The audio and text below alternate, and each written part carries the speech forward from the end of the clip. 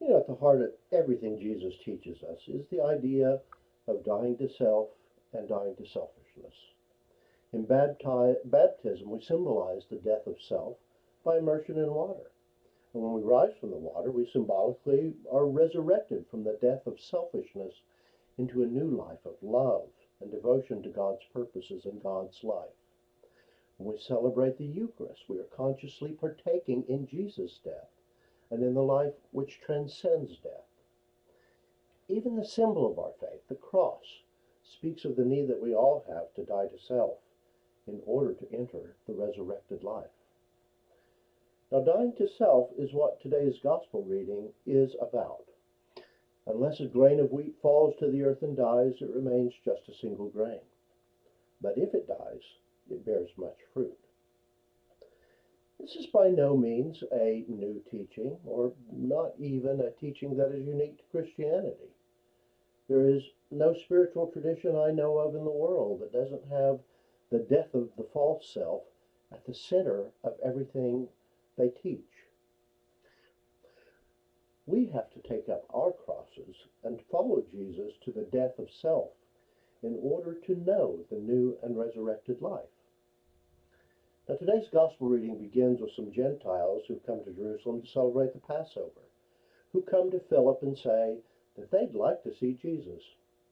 Philip passes the news on to Andrew, and together they go to Jesus, who responds, "The hour has come for the Son of Man to be glorified." Now, as 21st century readers, knowing what we know of Jesus, we might actually expect him to respond to this news that Gentiles are seeking him with something like, "Sure, send them in." But this is important to remember that the gospel is not a 21st century biography or history. It is a first century Greco-Roman BS. So when Jesus says the hour has come for the Son of Man to be glorified, he actually is directly responding to the news that now not only Jews, but even the Gentiles are seeking him out. This fulfills the prophecy of Isaiah that in the last days of the age, all the nations of the earth would stream to the worship of the one true God.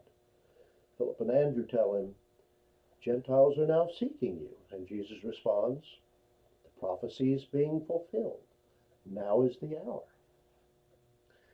But what does it mean for us as disciples of Jesus to actually die to self? Probably the most important thing it means is setting aside our own hopes, desires, and expectations and accepting God's will and God's ways in their place. Now, for Peter and the disciples, first and foremost, it meant coming to terms with the crucifixion of the Messiah.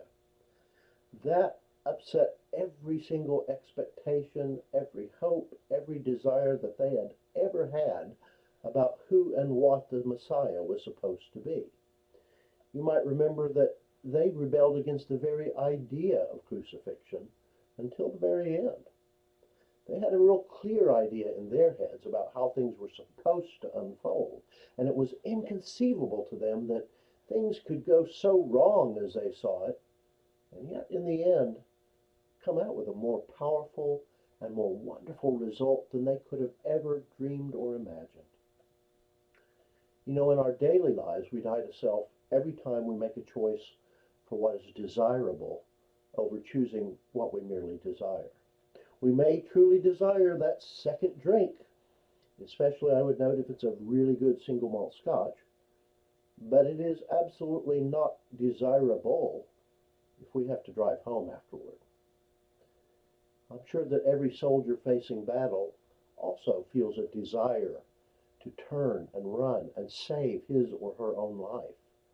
And yet the undesirable consequences of such selfish thinking could have profound, drastic results for many, many lives.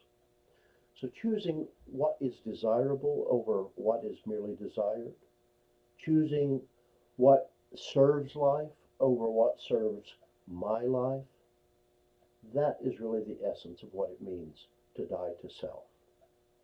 And dying to self is what Jesus did for us. The Gospels make it clear that Jesus knew what was coming. He knew, although his disciples even refused to think about it, that his life was going to end on the cross.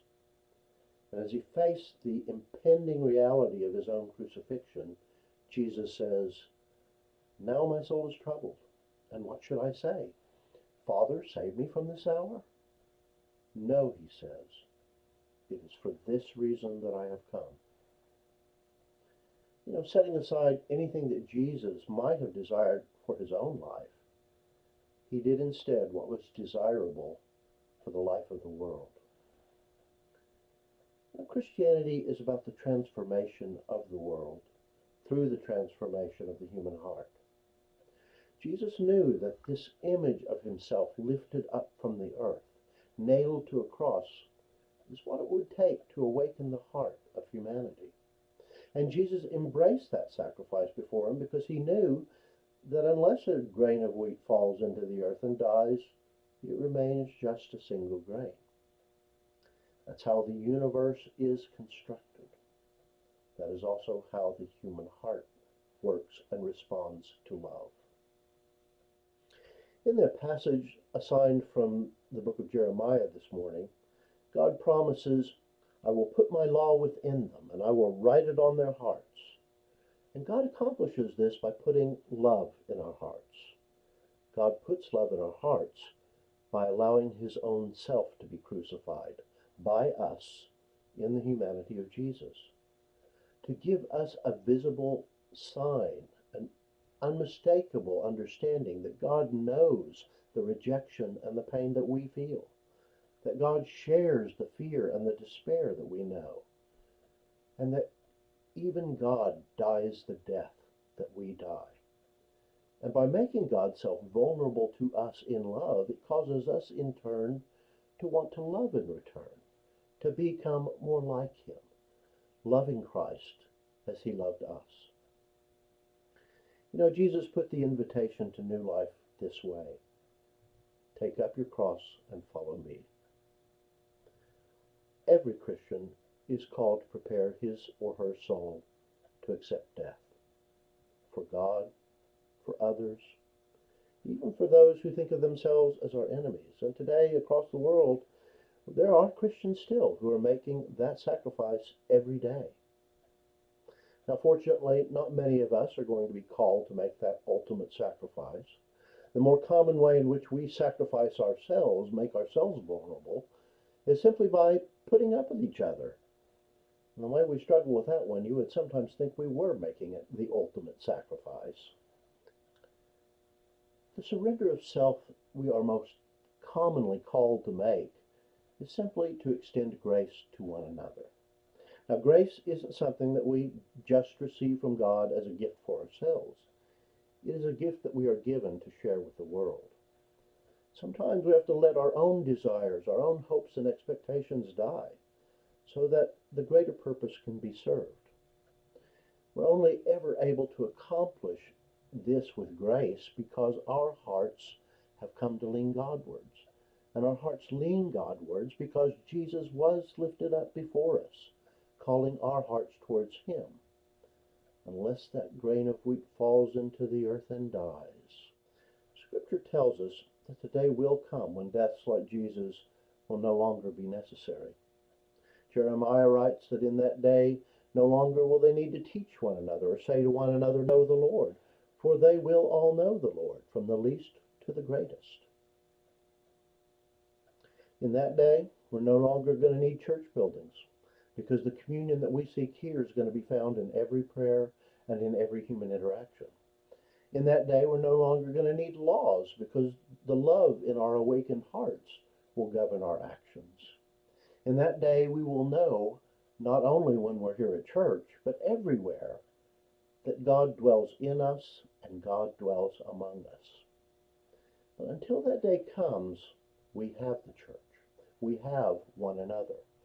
And our church, our parish family, may not be perfect yet, but we can still consistently manifest something unique here that you will only rarely find in the world. And that's grace.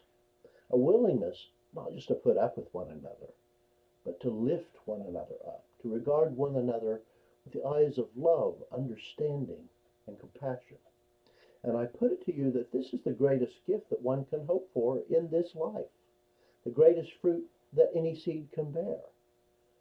To know a community of love, and to be known in a community of love, and to know that this love is stronger than death, that's significant.